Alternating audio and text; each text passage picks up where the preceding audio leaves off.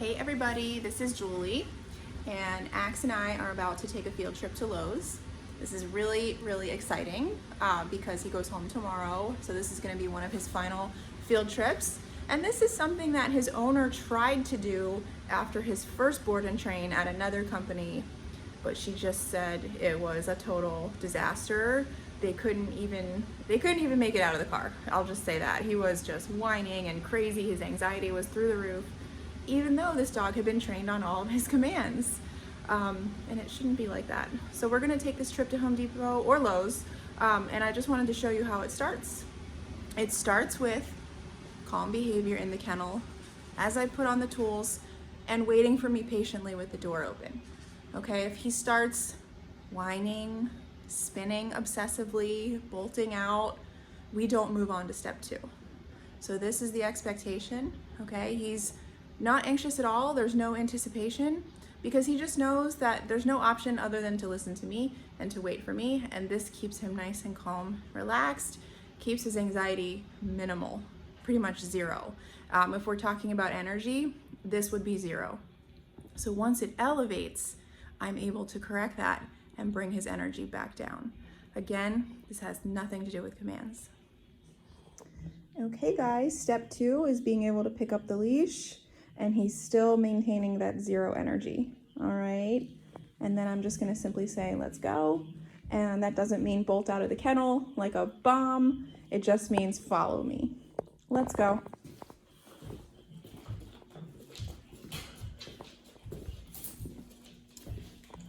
Sit. I am gonna give him a potty break before the field trip. Break. Good boy. And then once that's over, we're gonna head to the car. All right guys, so now we're at the car. Door is open. He's waiting patiently for me. He's come so far regarding the car behavior, where he was just non-stop whining and had so much anxiety about getting in this car. So what I'm gonna do is, we're calling it place. I'm just gonna say place as I point my finger in the back of the car, and hopefully he should jump in. Place. Come on, place. Good boy. That is incredible, because he used to not be able to jump in cars. They actually thought something was wrong with his hips, but we figured out it was all the mind. So him jumping in that car is a good gauge for me to see where his mind's at, because if his mind's too frantic, he's gonna sit here and scream because he thinks he can't jump in because he's too frantic. I'm gonna hook my tie back up. So it's just gonna go right here to the carabiner, and then I'm gonna close the door and ask him to down. Okay guys, we're in the car, and look, we've patterned this so much that I don't even have to tell him to down. He just downed on his own, which is great. That's what happens when you start patterning behaviors. They'll start offering them on their own. All right, so now we're gonna drive to Lowe's. The expectation is that he stays down and stays quiet. Right, we just parked at Lowe's, and quiet, calm behavior from Axe. Remember, we're always trying to figure out at what point he elevates and immediately correct it and bring it down. We don't want to let that fester. Okay, so if he popped up, if he started whining, even breathy whining, I know what that means, we want to stop it. Okay, we don't want to move on to the next step until we've got this step handled. So this is good stuff. We've patterned this so much, we've been so consistent over the past couple weeks that he knows the drill now. And you can have success too if you do the same thing we do.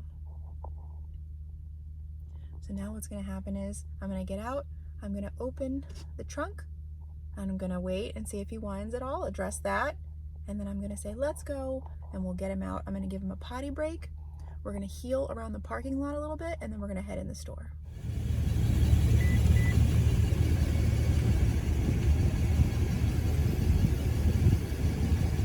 This is all good stuff. He's not bolting out,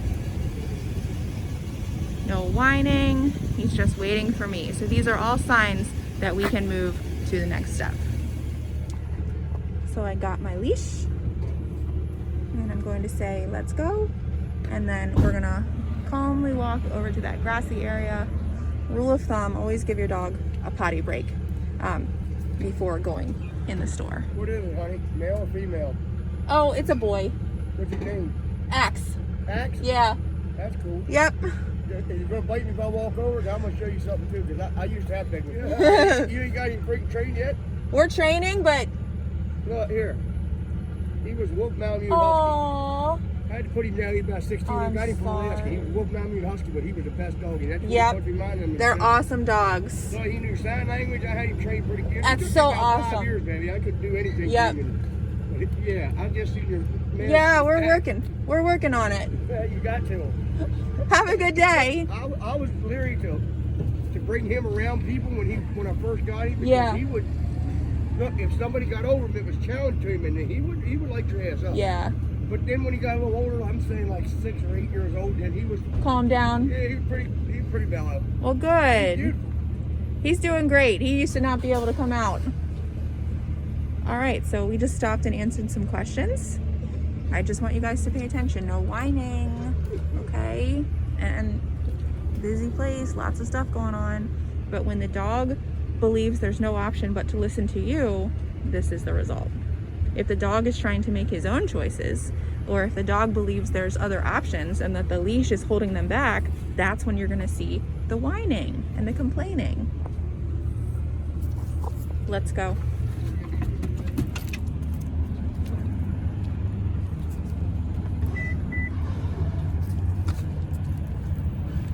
So it's not a heel, but he's not allowed to drag me.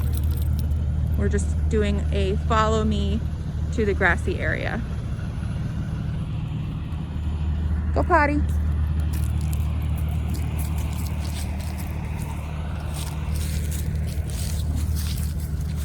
Good boy. He's also not allowed to yank me around, so he gets the end of the leash, and that's it.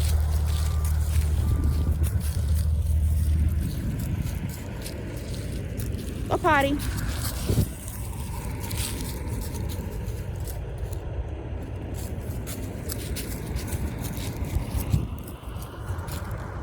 His time is just about up. So what we're gonna do now is we're gonna do some healing around the parking lot, and then we're gonna head inside. Guys, we're doing some healing around the parking lot because remember, I always want to set him up for success. So I don't want to go straight into the overwhelming store. I want to heal around the parking lot, make sure he feels good, make sure he feels like he's in tune with me, and then we go inside the store. Heal.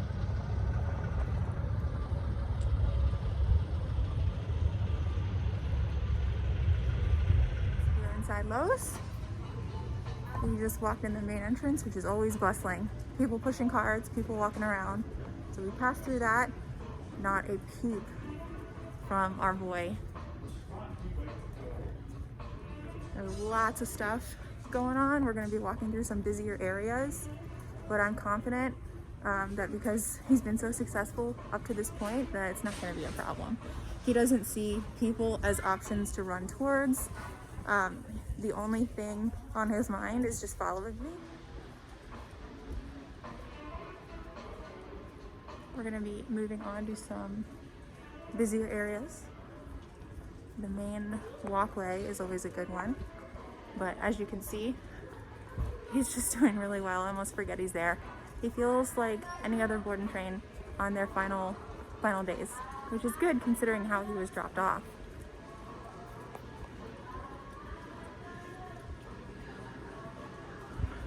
So proud of him.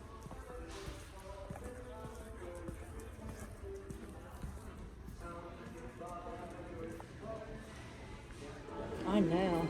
He probably listens better than you.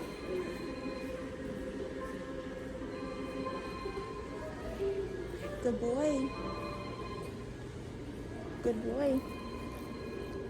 Notice how my affection is not making things worse. I haven't heard a single whine from this dog at all this entire trip from start to right now.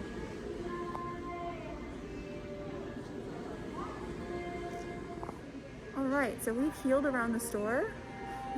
I am so impressed with him. He's just blown my expectations out of the water. Now we're doing a downstay at the main entrance. I picked the main entrance on purpose, obviously, because I want him to be around distractions. There's lots of people coming in and out of the front door. Carts are gonna be rolling by. My expectation is very simple. Stay in your down stay, and don't whine. It's really that simple.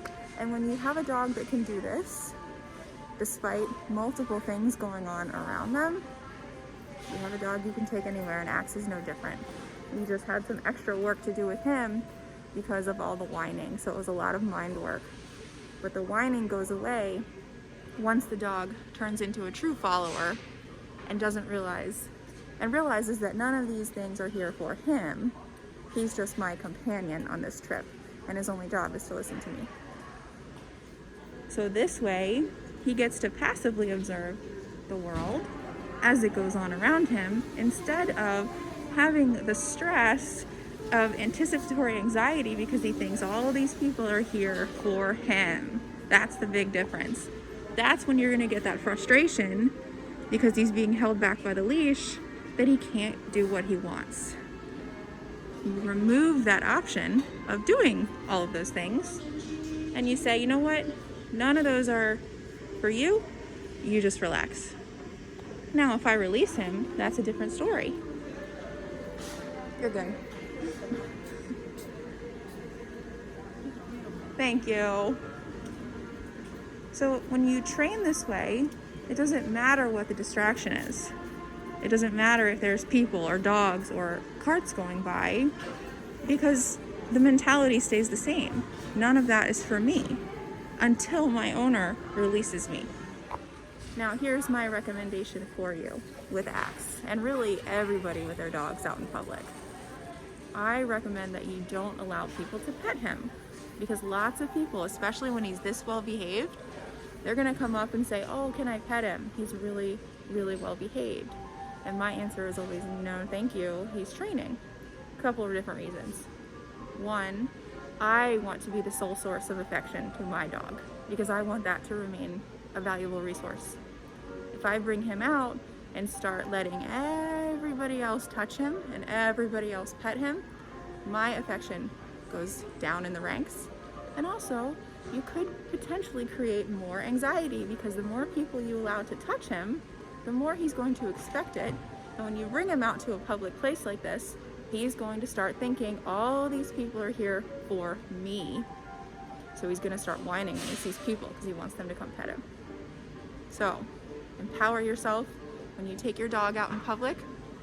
No thank you, don't touch, we're training. You can look and enjoy just as good. And then you're going to get a dog like this, who literally can be taken anywhere.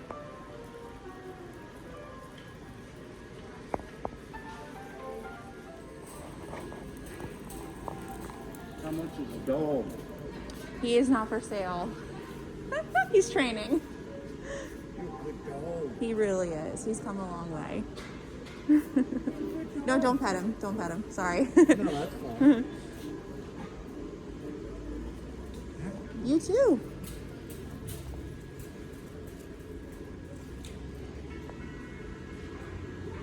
Just like that. People are gonna come up. This guy didn't even ask. He just started reaching his hands down. I don't think I got it on camera, but you did hear me say, no thank you, please don't pet. That is, for someone to just start reaching their hands down at your dog, it's really scary for your dog.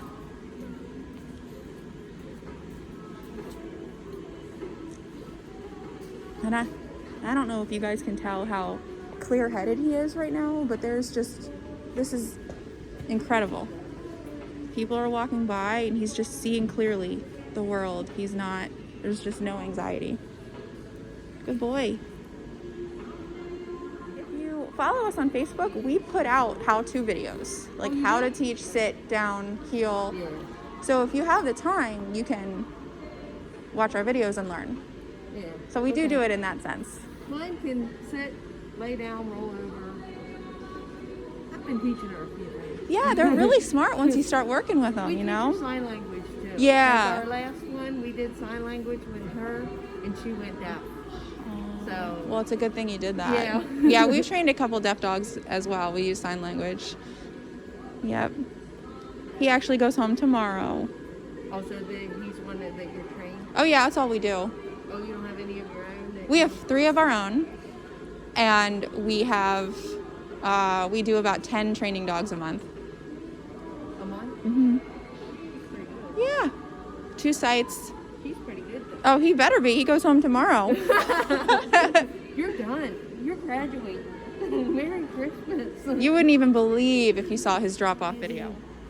In the house, like my son's dog, when he's military. Yeah. And my son's dog just follows him. Like he gets up off his seat in the couch and he's there. We teach the place command. And if you get on our Facebook and YouTube, you'll see how we teach that. I'll So have to tell him we teach too. the dogs to go to their place, which could be their bed. It could be a raised cot. That's what we use. And they're not allowed to get off until they're released. And they stay there for long periods of time. And with the lack of all the other options around them, The anxiety. they fall asleep. Okay. Because he doesn't care that the dog gets in his spot. That's not the point. The point is that Sydney misses him. Yeah, When he separation goes- anxiety. yes. Yep, you're creating a dog who can't be alone, which is a And- problem when you leave the house. Yeah. Well, and she doesn't tear anything up, thank goodness. But I think it's- she just gets unhappy. It's unhappy in her mind. It's not fair to her. I'll have to tell him Yeah. about that. Yep. You did very well. Yes, thank you. And if you watch the video, you'll see, yourself from the knees down. Good boy, Axe. You're welcome. Good boy. Good morning.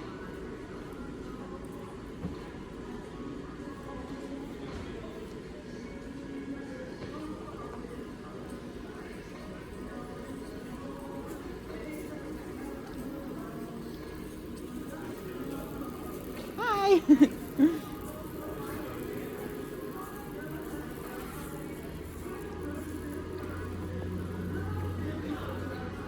Good boy. If anyone was wondering why I don't have him in a double down, of course I could put him in a double down and I can show you how I do that. But I don't have him in a double down because he's doing so well. His mind is so healthy right now. He's not anxious. He's not shaking with anticipatory anxiety. He doesn't need help. So we always say our double down is when our dogs need help calming their mind. But he's so chill right now. He's just watching, and this is what we want. He's literally just watching. Right? So this is amazing. But I will show you how I would put him in a double down for his owner so she can use it if needed.